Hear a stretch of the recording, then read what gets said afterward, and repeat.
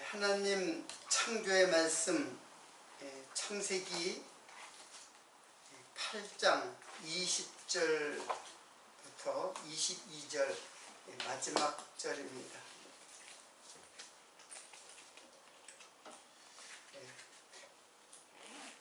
봉독해 드리겠습니다. 노아가 여호와를 위하여 단을 쌓고 모든 정결한 짐승 중에서와 모든 정결한 새 중에서 취하여 번제로 단에 드렸더니 여호와께서 그 향기를 흠양하시고 그 중심에 이르시되 내가 다시는 사람으로 인하여 땅을 저주하지 아니하리니 이는 사람의 마음에 계획하는 바가 어려서부터 악함이라. 내가 전에 행하던 것 같이 모든 생물을 멸하지 아니하리니 땅에 있을 동안에는 심음과 거둠과 추위와 더위와 여름과 겨울과 낮과 밤이 쉬지 아니하리라. 오늘 8장 마지막 세 절을 봉독해 드렸습니다.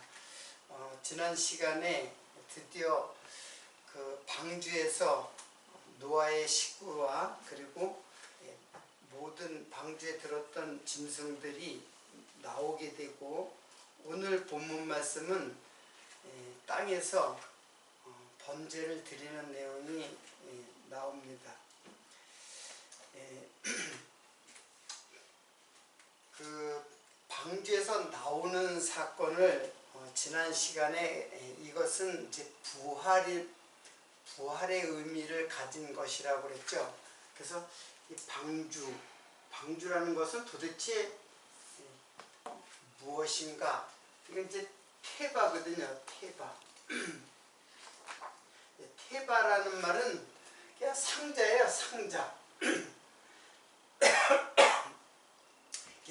상자라는 뜻을 가진, 그러니까 방주 해가 물에 떴으니까 상자가 물에 뜬 것이에요. 그러니까 방주는 뭐 물에 떴으니까 이제 배라는 이제 그 주자가 이제 배인데, 테바라는 거는 상자예요. 그러니까 지금과 같이 뭐 어떤 목적지를 향해서 이제 그 추진력을 가지고 가는 게 아니라 단지 물에 떠 있는 상자, 이렇게 생각하면 돼요.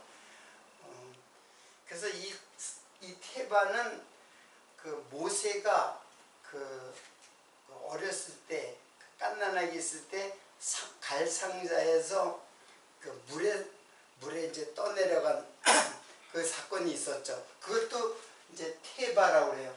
그래서 상자라고 이제 하는 거예요. 상자는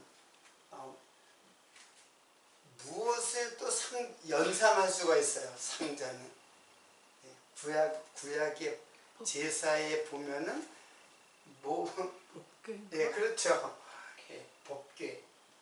법궤도 상자예요. 법궤도 물론 단어는 테바는 아니지만은 법궤도 이제 상자예요. 그러면 여러분들 이 방주가 무엇인지를 알려고 하면은 이 법궤가 무엇인 줄 아는 것하고 이제 직결이 돼요. 방주라는 거는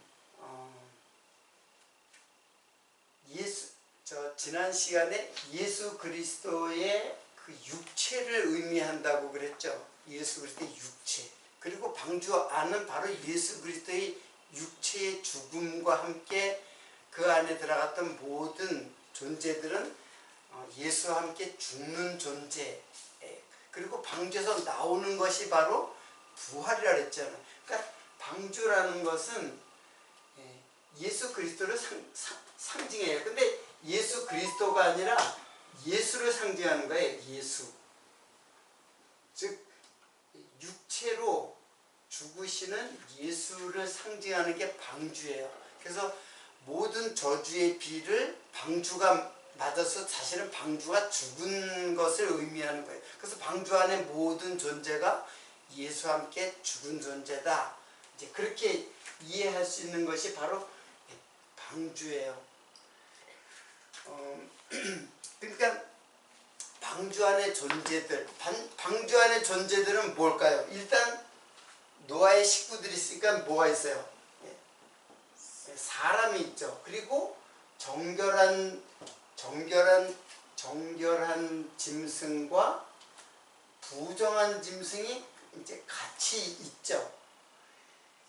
이것은 무엇을 의미하냐면은 사실은 이제 인간은 다 부정한 짐승과 같은 존재예요.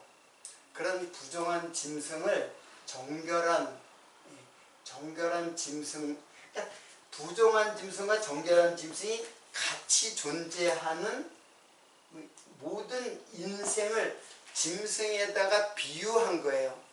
그래서 하나님의 백성으로 우리를, 이게 인생이잖아요. 우리를 하나님의 백성으로 그 노아와 함께 나오는 현상, 이게 이제 방주 바깥으로 나오는 것이, 이것이 바로 부활이라 했잖아요. 이게 부활이라는 것을 지난 시간에 이제 태어난다라는 의미로 제가 설명을 했던 거예요. 자, 그러니까 이 방주는 이거를 설명하는 거예요. 요 관계를 설명하는 건데, 이것을 이스라엘 백성들의 그 가나안 여정을 통해서 보면은 이게 어느 기간이라고 생각이 되나요? 자, 요 기간이 그 이스라엘 백성들이 가나안까지 가는 그 여정 속에 이제 방주 안에 들어가는 사건과 방주에서 나오는 것이 바로 부활이라고 그랬잖아요. 이걸 어떻게 이스라엘 백성들이 광야에서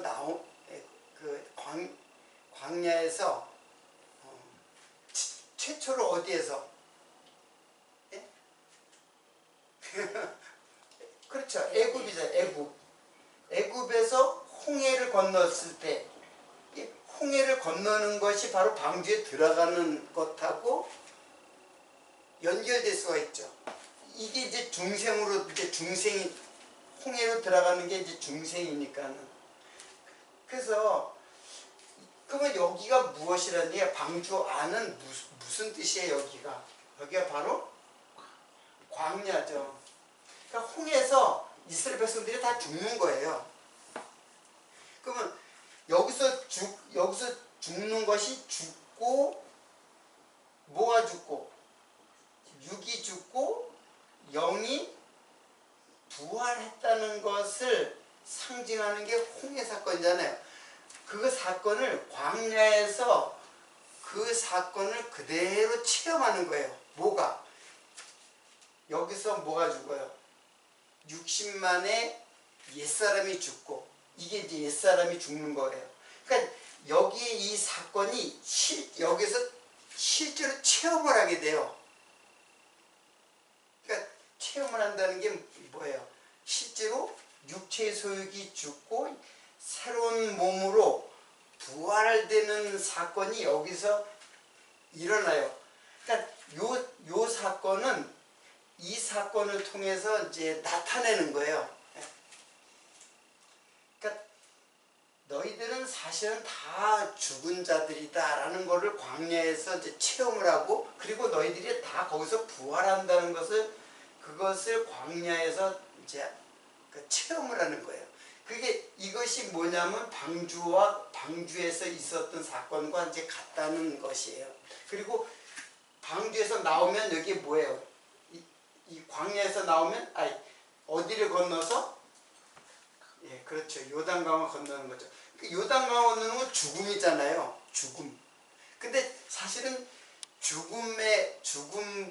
죽음과 함께 뭐예요? 부활이에요. 부활. 부활이에요.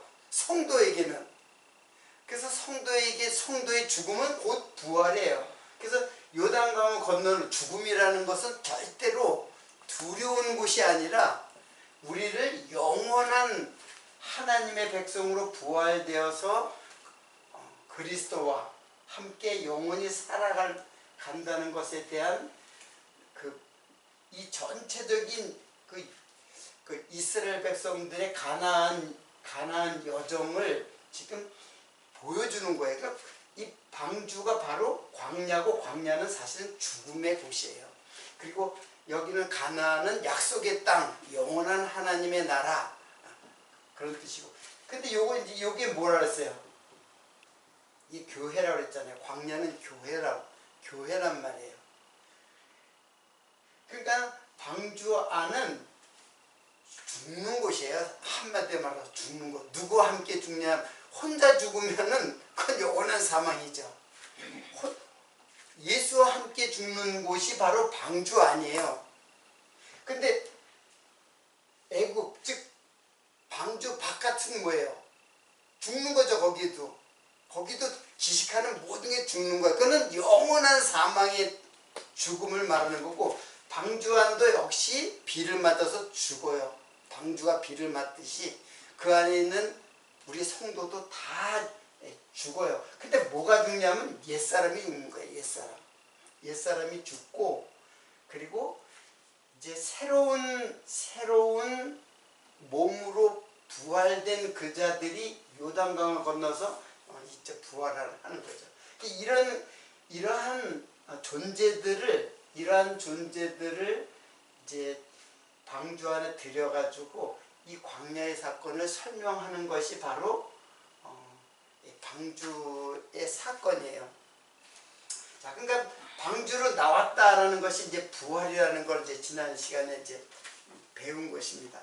근데 이 방주를 조금 더 우리가 이제 자세히 이해를 하기 위해서 우리들이 이 방주는 상자인데, 상자는 지금 곧 뭘 상징하냐면 법궤를 상징해요. 그러니까 법궤이기도 하는 거예요.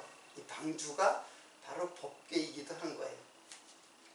자, 그러면 여러분 잘 알다시피, 자, 이것을 법궤에 있는 역사적 사건을 잘 알려면 이제 많은 시간이 필요한데, 간단하게 이 법궤에 들었던 것이 무엇인가를 여러분이 생각을 해보세요. 뭐가 있어요? 첫 번째, 일단 돌판이 있죠. 두 개의 돌판이 있죠. 그리고 두 번째, 그렇죠. 만나, 항아리. 그리고 세 번째는 아론의 쌍난 지팡이? 생각이 안 나요. 아론의 쌍난. 그렇죠. 아론의 쌍난 지팡이. 자, 이 세 가지는 이제 구약의 이제 이스라엘의 역사 속에서 이제 잘 나타나요. 이제 여기 이거는 이제 출애굽기에 나타나고 신명기 같은데 이제 이 내용이 잘 나타나요. 간단하게 제가 이게 설명을 하겠습니다. 제가 이걸 히브리서 할 때 설명을 했나, 자세하게 설명을 했는데 히브리서에서 했는지 창세기에서 했는지 생각이 안 나네. 자, 두 개의 돌판이라는 거는 모세가 하나님의 산에 올라가서 받은 돌판 두 개가 있어요. 근데 그 돌판은 어떻게 됐어요? 법궤에 들어가지 못하고 깨졌죠. 자, 이 돌판은 요거 이제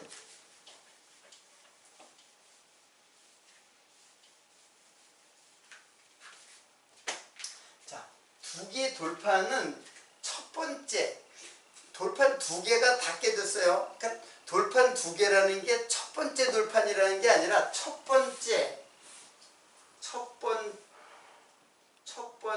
두 돌판이에요. 두 돌판. 그러니까 돌판 두 개가 있었는데 돌판 두 개가 다 깨진 거예요. 그리고 두 번째 하나님께서 다시 준비를 한 거였죠. 두 돌판인데 두 번째 두 개의 돌판이 있는 거죠. 그러니까 혹시 여러분들이 요거 이제 혼동할까봐 제가 이렇게 저거 하는 거예요. 그러니까 들어간 것은 두 번째 돌파예요. 첫 번째 돌파는 두 개가 다 깨졌어요. 그런데 첫 번째 돌판을 그때 그 돌판을 누가 준비했는가? 이거는 하나님이 돌판을 준비했어요. 하나님이 준비하시고 하나님이 기록했어요. 자, 이거 제가 이제 출애굽기 거기에 내용인데 그 부분은 찾아보면 돼요. 그 부분 찾아보면 돼요. 제가 이제 거기 기록을 안 했으니까. 이것이 이제 깨져버렸어요. 그런데 두 번째 돌파는 어떻게 됐냐면 이게 모세가 준비했어요. 모세가 돌파를 준비했어요. 그리고 그곳에 모세가 준비한 돌판에 누가 기록했냐면 하나님이 이제 기록했어요. 이게 이제 법궤 속에 보존되었다가 이제 그 가나안까지 들어가서 가나안에 들어가서 이제 성전을 이제 짓고 솔로몬 때 성전을 짓고 거기다가 이제 그 지성소에다가 법궤를 갖다가 이제 놓게 됐어요. 그러면 이게 도대체 무슨 의미인가? 이거는 이 돌파는 이스라엘 백성들의 뭐로 인해서 범죄, 그 송아지를 갖다가 섬겼던 그 우상 숭배의 범죄로 말미암아서 돌판이 깨어졌죠. 자, 그러면 이거는 무엇을 의미하는 걸까? 이게 도대체 뭐 하나님이 준비하고 그리고 두 번째는 모세가 준비하고 뭐 이게 처음에 저는 이걸 구분을 못했어요. 이런 설명을 하지도 않고. 근데 이게 무슨 뜻이냐면은 하나님이 돌판에 준비해서 하나님이 기록한 이 완벽한 이 하나님의 법은 인간이 어떻게 지킬 수 없다는 거예요. 인간이 지킬 수가 없어요. 그리고 모세가 준비해가지고 돌판을 준비해가지고 거기다가 하나님이 기록했어요. 그래서 이 법궤 속에 들어온 이거는 바로 이 땅에 내려오신 예수 그리스도, 즉 육체로 예수 그리스도라고 그랬지만 이건 예수예요. 예수. 그러니까 예수가 육체로 오신 것이 이제 돌판에 보관이 돼서 가나안까지 가요. 제가 왜 이렇게 두 가지를 이렇게 구분해서 이야기를 하는, 그냥 돌판이 율법이잖아요. 율법. 그러니까 율법은 원래는 하늘의 법이에요. 하늘의 법이에요. 인간하고 전혀 관계가 없는 하늘의 법이에요. 그러니까 요거는 누구예요? 그냥 하나님이에요. 근데 하나님이 뭘로 오신 거예요? 육체로 입고 내려오신 거예요. 그러니까 육체로 입고 내려오셨다는 것은 바로 우리의 죄를 대신하는 거잖아요. 그래서 우리도 죽는 거예요. 예수 안에서 죽는 거예요. 그게 이제 방주라는 것이죠. 그래서 이 돌판은 이 율법을 상징하고 이스라엘 백성들의 죄를 상징하는 거예요. 이제 법궤가 이렇게 덮여 있잖아요. 시은 자로 이렇게 위에 덮여 있어요. 덮여 있는 거는 인간의 죄를 덮고 있다고 하는 것을 상징하는 거예요. 자, 그러니까는 이거는 또 이 관계는 무슨 의미냐면은 예수가 이제 죽는데 이 법을 대신해서 죽고 법의 심판을 받아 죽는데 이거는 우리의 죽음을 상징하는 거예요. 우리의 죽음도 함께 상징하는 거예요. 자, 그러면 두 번째 만나 항아리, 이거 뭐 잘 알죠? 만나 항아리는 이스라엘 백성들이 광야를 지나면서 끊임없이 그들의 그 양식이었어요. 그것밖에 또 없었어요. 왜? 그거 가지고 생존을 했어요. 40년을 지나면서 농사를 짓겠어요? 거기서 수확을 했겠어요?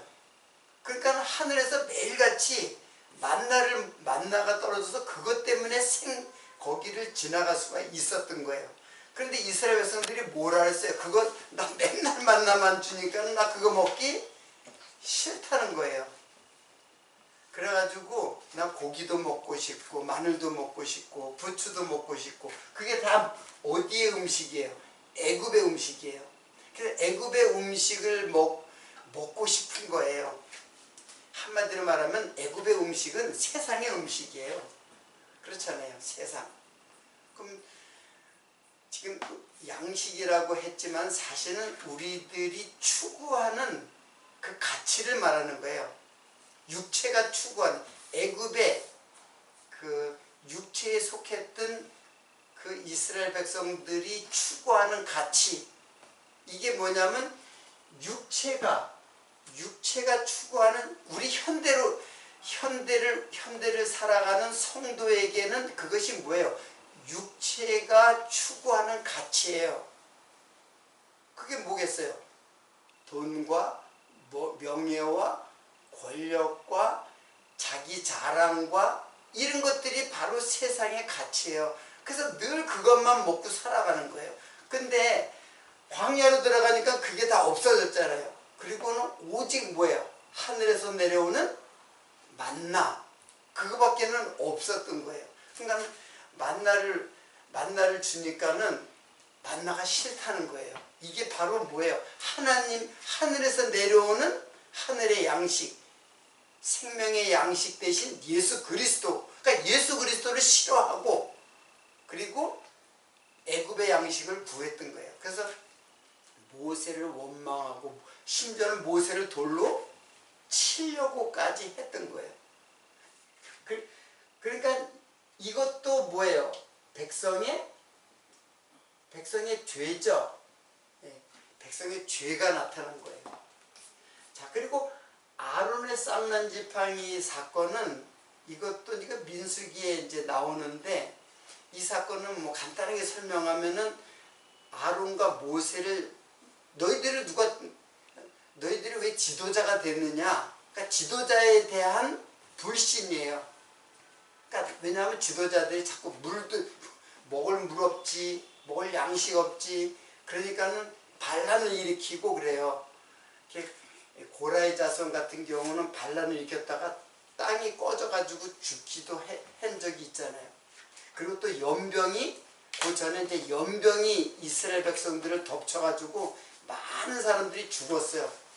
자, 근데 아론의 쌍난 지팡이는 뭐냐 하면은 12지파가 있는데 12지파의 대표자들이 그 지팡이를 하나씩 가져오라 그랬어요. 지팡이 가져와가지고 그 지팡이다 각 지파의 그 대표자의 이름을 쓰라고 그랬어요. 그러니까 레위 지파 같은 경우는 누구의 이름을 썼냐면 아론의 이름을 썼겠죠. 아론 지파니까. 아니, 제사장 지파의 대표자 아론이니까. 그런데 이제 하나님께서 뭐라 그러냐면 거기서 싹이 나는 자가 너희들의 지도자다, 그렇게 하는 거예요. 그러니까는 그 지도자의 말을 들으라고 하는 거예요. 근데 보니까 어디에서? 아론의 지팡이에서 싹이 나는 거예요. 자, 무슨 말씀인지 이제 아시겠죠? 그러니까 싹이 났다는 거는 당시의 백성들의 뭐예요? 백성들의 죄악이 지금 역시 여기 법궤 속에 감춰져 있는, 죄악을 상징하는 것들이 여기에 다 법궤 속에 상징하는 것들이 담겨져 있는 거예요. 그러니까 방주 역시 인간의 죄를 상징하는 존재들이 그 안에서 예수와 함께 죽었다는 것을 말하는 것이 그게 바로 방주예요. 그래서 방주는 법궤다라고 제가 얘기하는 거예요.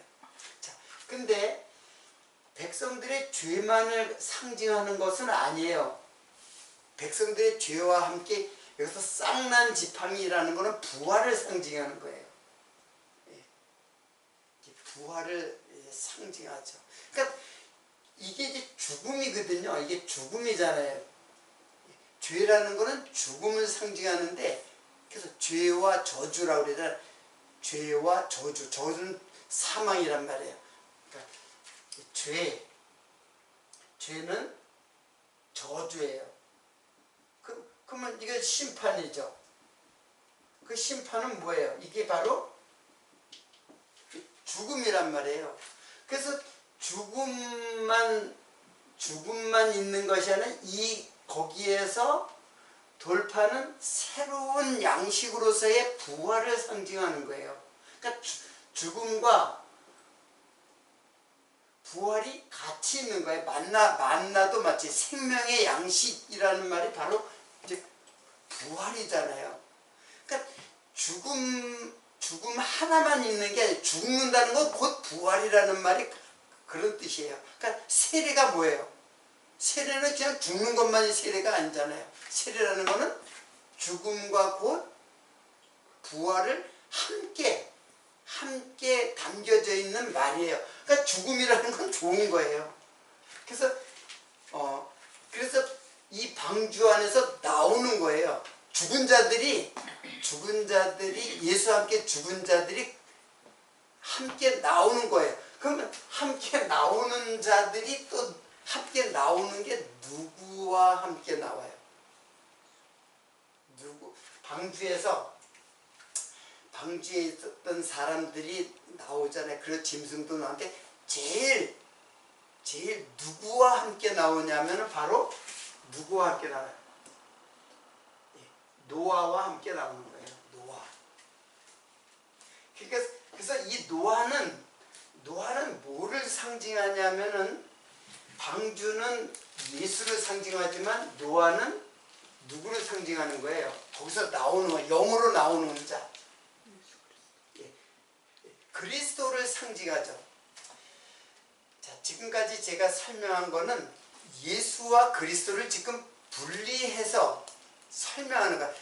예수가 그리스도이신데 예수는 육체의 예수를 말하는 거고 죽는 육체의 죽으심의 예수를 말하는 거고 그리스도는 부활하는 영으로서 그래서 그리스도는 부활의 영으로서의 그리스도예요. 그러니까 노아는 누구를 상징하냐면 그리스도를 상징하네요. 그리스도는 또 뭘 상징해요? 부활의 영이에요. 부활의 영.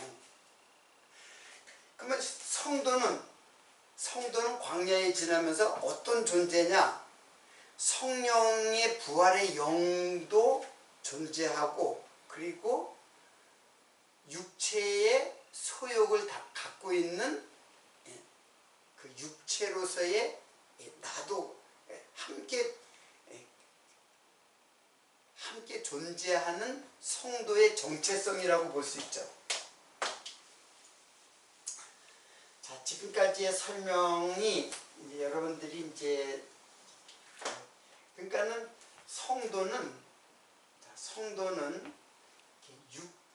육체와 육체의 뭐가 있어요? 소욕이 있고 그리고 성령의 소욕이 있는 거예요.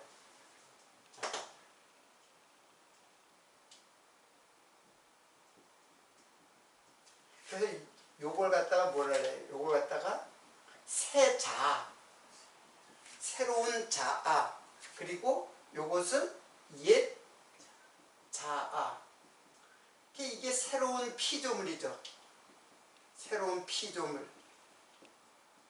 그리고 요것은 옛사람. 지금 성도의 정체성을 알려주는 방주 안의 사건은 바로 성도의 정체성을 알려주고 나중에는 새로운 피조물로 부활된 근데 이미 사실은 부활됐어요. 우리가 부활된 몸이에요. 근데 그것을 역사 속에서 그것을 살아가는 거예요. 옛사람을 날마다 죽여가면서 살아가고 부활의 새로운 피조물로 날마다 새로워지는 그런 신령한 몸으로 이렇게 살아가는 존재. 그러면 성도가 아닌 존재는 뭐예요? 성도가 아닌 존재는 이거는 이제 짐승이에요. 짐승. 이게 뭐냐면 바로 방주 바깥에 저주받은 짐승. 이들은 이것만 있어요. 옛사람. 육체의 소욕으로만 살아가는 존재. 이게 옛사람이죠. 그러한 존재만 있는 게 바로 믿지 않는, 예수를 믿지 않는 불신자들의 모습이에요. 그러니까 우리는 완전히 여기서 벗어나서 완전히 성령의 소욕으로 살아가는 자가 아니에요. 아직까지 두 개가 같이 공존하는 그런 존재예요. 이게 방주 안의 존재라는 뜻이에요. 자, 그러다가 결국에는 여기서 노아를 쫓아서 다 나오죠. 이게 바로 이제 영원한 하나님의 나라로 우리들이 입성하는, 이스라엘 백성으로 말하면 가나안 땅으로 입성하는 자의 모습이에요. 자, 그러면 노아가 이게 이제 그 히브리 말로 보면은 누아가 아니라 노아흐예요. 노아흐. 근데 노아흐가 어디에서 유래했냐면은 루아흐에서 유래했어요. 그러면 여러분 이제 이해가 되죠? 루아흐가 뭐예요? 이게 뭐예요? 하나님의 영이잖아요. 루아흐가 뭐냐면 창세기에 하나님의 신은 수면에 운행하시니라 할 때 하나님의 신인데 사실은 하나님의 신이라고 번역했지만 사실은 하나님의 영이에요. 하나님의 영으로 번역된, 요즘의 성경들은 거의 하나님의 영으로 번역했어요. 그럼 이게 뭐냐면 하나님의 영이 루아흐예요. 그럼 루아흐는 뭐예요? 이게 성령이죠. 그러니까 창세기에 하나님의 신이 수면 위에 운행했다라는 말은 성령이 거기를 운행했다라고 하는 거예요. 근데 운행했다는 것도 이제 암탉이 이제 알을 갖다가 이제 품고 있는 현상이라 했죠. 그러니까 노아를 쫓아왔다는 것은 지금 방주는 예수 그리스도의 예수의 육체로 죽으신 그 죽으신 육체를 말하는 거고, 노아를 쫓아서 방주에서 나왔다는 것은 노아는 바로 뭐를 상징하는 거예요? 성령을 상징하는 거예요. 그래서 처음에는 저도 이게 발음이 굉장히 비슷해가지고 이거 아닌가 했더니 단어가 틀려요. 그 이제 히브리 말의 그 모양을 보니까 달라요. 근데 보니까 이게 여기서 그러니까 루아후에서 노아흐라는 말이 유래된 거예요. 자, 그러면 노아라는 말은 그러면 노아는 무슨 뜻이냐? 루아흐는 성령이고 노아흐는 또 무슨 뜻이냐? 이거는 처음에도 말씀했듯이 이게 뭐예요? 이게 바로 안식이에요. 안식. 자, 그러면 이 퍼즐이 이제 맞춰지기 시작했죠. 어떤 게 맞춰져요? 여호수아가 어디를 정복했어요?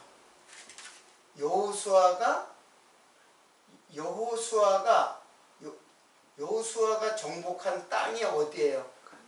가나안 땅이죠. 근데 가나안을 뭐라 했어요? 계속 히브리서 혹시 보셨나요? 안 들으셨나요? 히브리서 한번 보세요.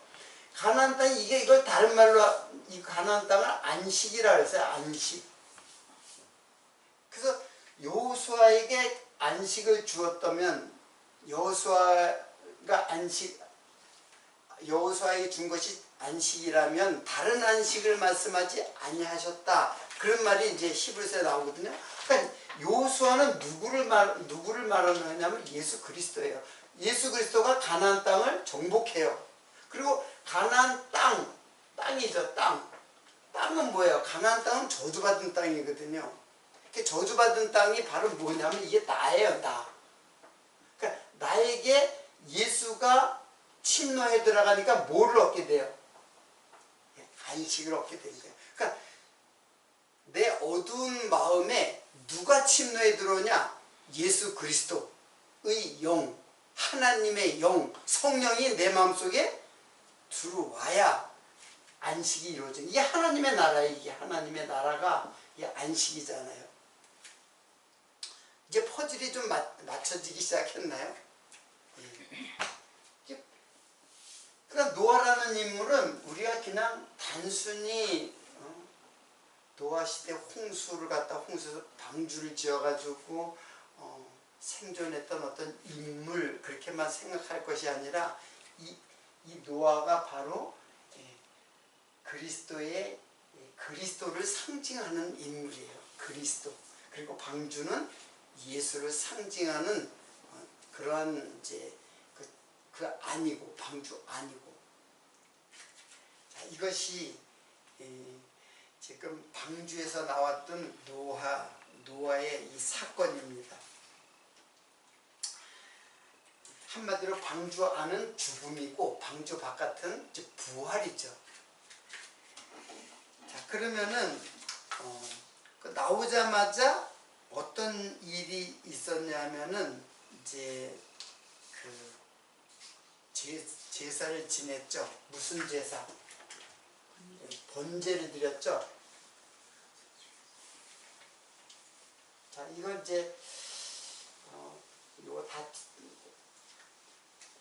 여러분들이 마음속에 기억하시고 이제 방주에서 나와가지고 이제 번제를 드려요. 번제를 드리는데 이 번제는 올라라고 해요. 번제라는 말은 이제 태워서 제사를 드린다 그런 뜻이거든요. 번제가 태운다는 거예요. 짐승을 태워요. 근데 이제 번제도 있고 여러 가지 제사 중에서 이 번제는 짐승을 완전히 태워요. 왜냐하면 제사를 지낼 때 짐승을 어떤 부분은 먹거든요. 구워서 먹는단 말이에요. 근데 이 번제는 완전히 태워요. 하나도 남기지 다 태우는 것을 번제라고 해요. 그리고 이거는 올라라고 해요. 근데 올라라는 뜻은 이 무슨 뜻이냐면 제단에 드려진 것. 그러니까 희생 제물이죠. 번제는 희생 제물이에요. 근데 요거는 알라에서 유래한 말이에요. 알라. 근데 알라라는 말은 무슨 뜻이냐면은 이게 올라가다라는 뜻이에요. 올라가다. 그리고 계단, 사닥다리. 우리말로 사닥다리. 자, 그러면 이게 무슨 뜻이냐면은 번제라는 거는 태우면은 연기가 나죠. 그래서 연기가 나는 것이 연기가 올라가다 그런 의미를 갖고 있는데 번제는 그 올라가던데 뭐가 올라가요? 올라가는 거. 그 태운 향이 올라가는 거죠. 물론 연기가 올라가는데 그걸 어디에서 볼 수 있냐면 거기 보세요. 21절을 보세요. 자, 20절 노아가 여호와를 위하여 단을 쌓고 모든 정결한 짐승 중 모든 정결한 새 중에서 번제를 단에 드렸더니 여호와께서 그 향기를 흠양하시고 그랬죠. 그러면 그때 향기는 뭐예요? 성전에서는 분향단이 있어가지고 그 향기를 갖다가 맡았는데 여기서는 지금 성전이 아니잖아요. 성전은 아직까지 안 만들었을 때잖아요. 그러니까 지금 단에서 뭐가 올라가요? 단에서 올라가는 것이 향기라고 했지만은 사실은 뭐예요? 짐승을 태운 연기가 올라가는 그걸 이제 향이라고 했어요. 자, 그걸 갖다가 흠향했다 그랬어요. 자, 여기 단이 있죠. 그래서 여기에 이제 올라가요. 근데 이걸 하나님께서 뭐라 그랬냐면 흠향했다. 흠향이라는데 한자인데 그냥 냄새를 어떻게 해요? 맡았다 그런 뜻이에요. 근데 이 흠향이라는 단어가 니호아흐 그리고 레아흐 그리고 루아흐예요. 그냥 우리말로는 그냥 냄새를 맡았다. 하나님께서 냄새를 맡았다. 이렇게 했는데 니오아흐는 이게 즐겁다라는 뜻이에요. 즐겁게. 그러니까 하나님이 기쁘게 이제 그 흠양하셨다 그런 뜻이고, 레아흐는 이게 바로 향이에요. 이게 레아흐가 향이에요. 그리고 루아는 이게 뭐야? 아까 뭐라 그랬어요? 성령이라 했죠. 이게 하나님의 하나님께서 이게 성령이죠. 성령 하나님께서 즐겁게 어떻게 했다? 향을 맡으셨다. 이제 그런 뜻이에요. 자, 그러면은 이게 뭐예요? 제단이죠. 제단, 번제를 드리는 제단에서 향기가 올라가는데 하나님께서 그 향기를 즐겁게 그 성령께서 하나님께서 즐겁게 그 향을 맡으셨다. 이제 그런 뜻이에요. 자, 그러면 이것은 뭐냐면 여기서 뭐예요? 희생 제물의 육체가, 그렇죠? 육체가 완전히 태워져 가지고 죽는 거예요. 그러니까 육체가 여기서 완전히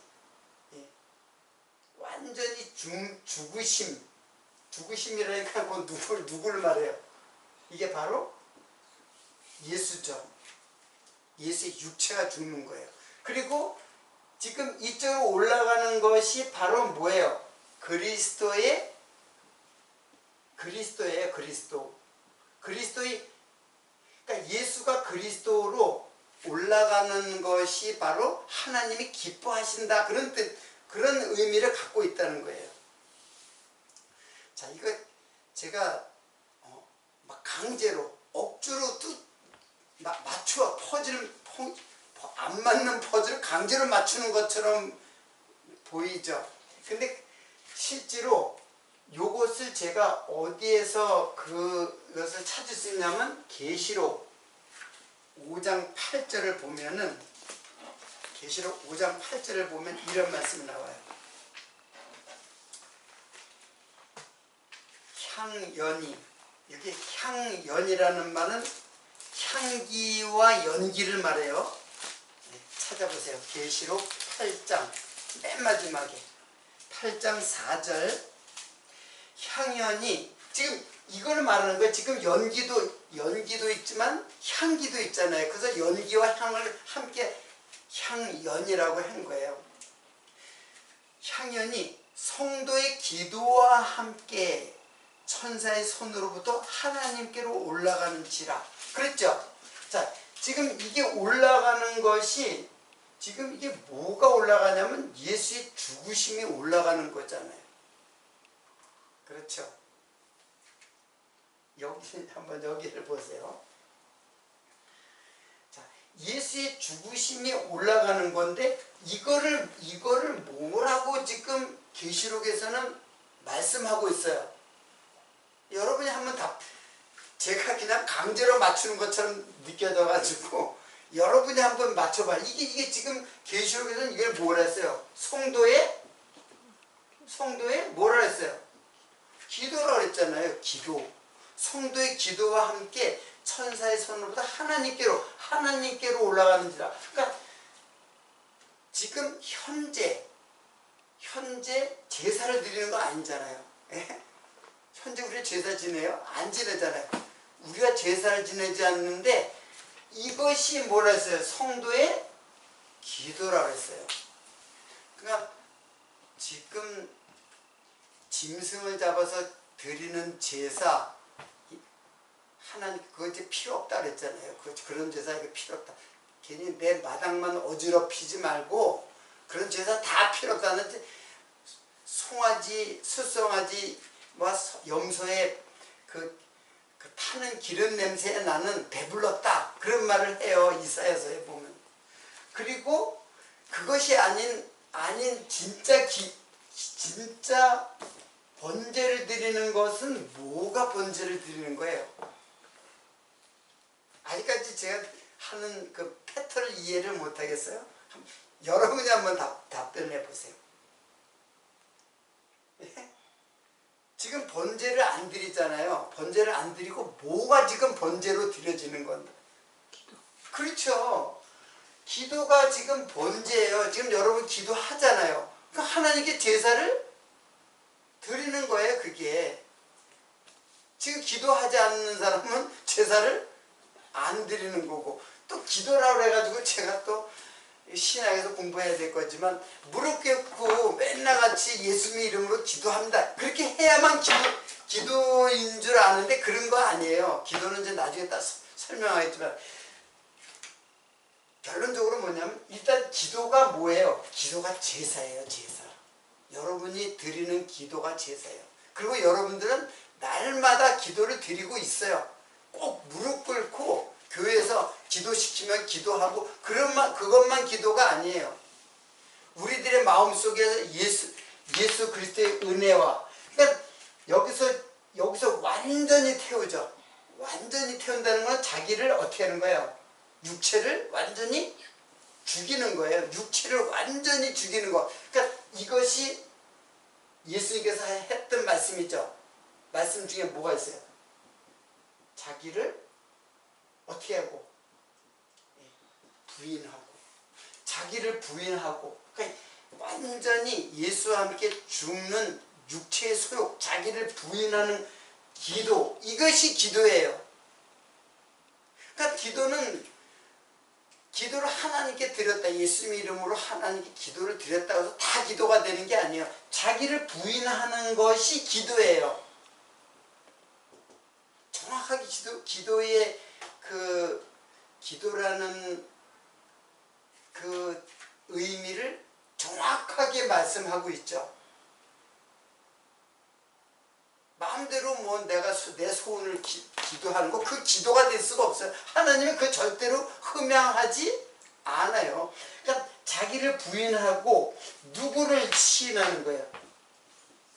예수를 갖다가 시인하는 고백, 신앙 고백. 예수는 그리스도라고 하는 신앙 고백, 그리고 자기를 부인하는 것. 이게 기도예요. 기도의 정체성이에요. 기도라는 건 그냥 무조건 되고, 불교에서도 기도하잖아요. 불교에서도 기도하고, 다른 여타 종교에서도 다 선앙당에서 무당들이 또 기도하고 다 기도한단 말이에요. 그거 다 기도가 될 수가 없어요. 오직 하나님이 기뻐하시는 기도는 성령이, 이게 성령은 이게 하나님이니까 성령이 기뻐하시는 기도인데, 사실은 성령이 하나님의 영으로 기도하는 것, 즉 예수 그리스도의 이름으로 기도하는 것, 이게 진짜 하나님께 드려지는 기도고, 이것이 하나님께 드려지는 제사예요. 그래서 그 제사를 어떻게 지금 설명하고 있나요? 이제 보시면은 제가 한 귀절을 로마서 12장 그 성도들의 그 제사가 어떤 제사인지 12장 1절로 2절의 말씀입니다. 그러므로 형제들아 내가 하나님의 모든 자비하심으로 너희를 권하노니 너희 몸을 하나님이 기뻐하시는 거룩한 산제사로 드리라. 그러면 산제사로 드리는 게 뭐겠어요? 예. 지금 이게 신약이잖아요. 로마서 신약이잖아요. 근데 너희를 거룩한 산제사로 드리라. 그러면 내 몸을 드리라는 얘기예요? 산채로 나를 갖다 태워서 죽이라는 얘기예요? 그게 뭐예요? 산채로 나를 태워서 죽이는 게 그게 자기 부인이에요. 자기 부인. 그러니까 날마다 부인하면서 하나님께 기도하는 그 기도가 바로 산제사예요. 이는 너희의 드릴 영적 예배니라. 그러니까 제사를 갖다가 뭐라 해서 이걸 갖다가 이제 구약에는 제사지만 이거 신약에는 이것이 바로 영적 예배다. 영적 예배라는 거는 영적이라는 건 성령이에요. 성령이 우리들을 함께 하시는 예배. 그러니까 예배 시간에 예배만을 말하는 게 아니에요. 이거 예배도 나중에 이제 제가 워십에 대해서 다 설명하겠지만은 주일날 11시에 드리는 예배만 예배라고 생각해요. 이거는 우리들의 삶 전체예요. 우리들의 삶 전체가 예배고 우리들의 삶 전체가 기도고 우리들의 삶 전체가 하나님께 드려지는 번제예요. 제사라는 뜻이에요.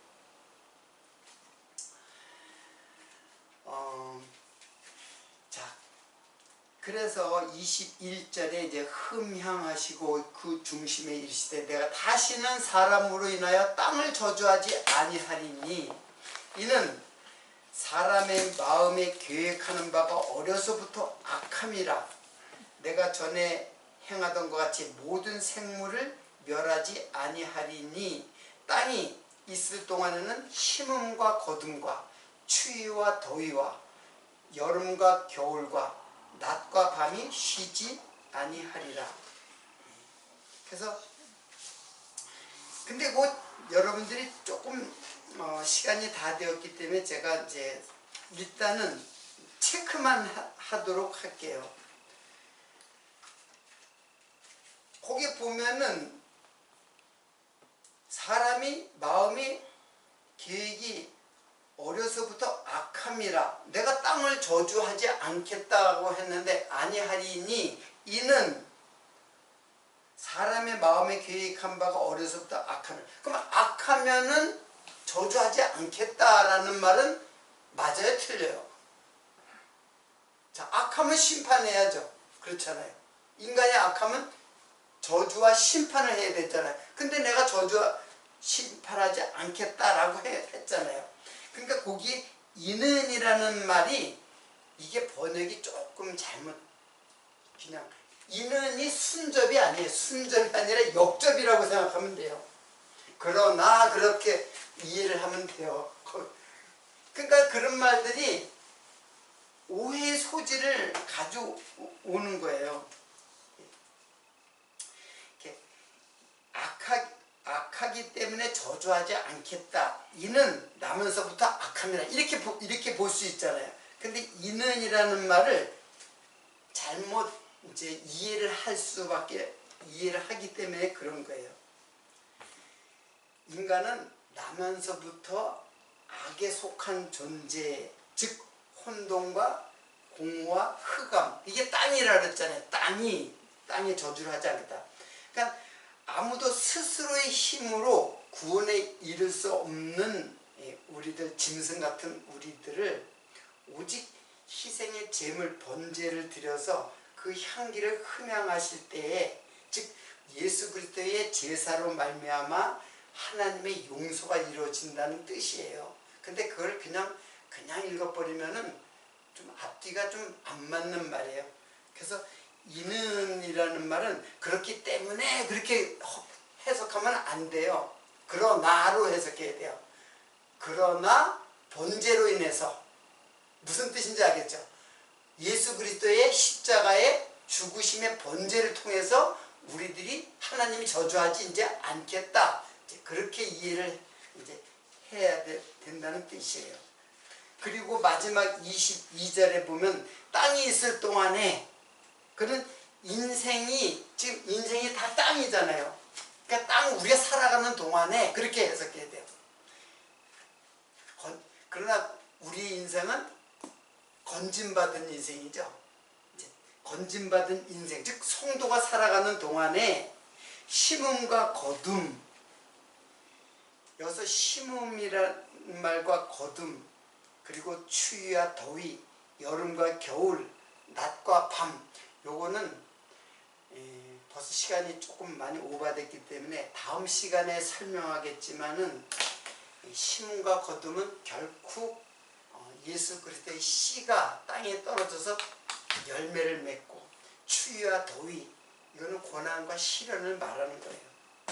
그리고 여름과 겨울, 낮과 밤, 이거는 결국 일하는 시간과 이제 안식, 일을 할 때와 땀 흘려 일할 때와 안식, 그러니까 일할 수 있는 낮과 일할 수 없는 밤, 그런 의미를 갖고 있는 단어들이어서 22절은 다음 시간에 자세하게 좀 설명하도록 하고, 오늘은 시간이 되었기 때문에 여기서 마치도록 하겠습니다.